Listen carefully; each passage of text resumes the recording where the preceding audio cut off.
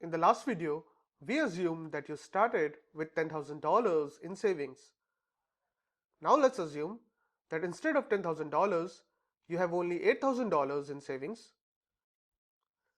Now assuming you want to start the same business at the same scale with exactly the same assets, you are now short of capital by $2,000. So how do you fulfill this shortfall in capital? One way is to take a loan of $2,000. Again, in order to keep track of money, we are going to write this down as borrowings on the right side of our balance sheet. So on the right side, we write borrowings $2,000 and owner's equity of $8,000. This balance sheet now reflects the fact that you don't have complete ownership on all the assets of the business. In fact, now your ownership is only limited to the net assets of the company. Net assets is essentially the value of assets after settling your liabilities due to borrowings.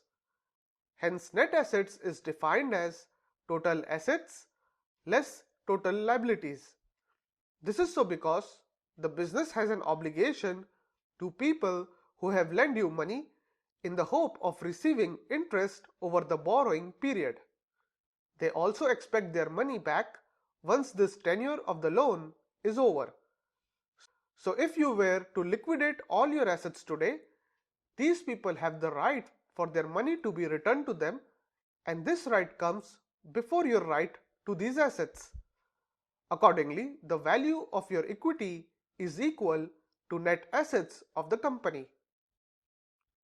Let's now complicate this example a little further.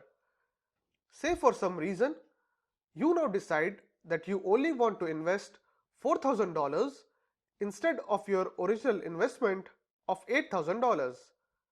But you also don't want to disturb the current activities of your business by reducing the size of your business or by borrowing more money.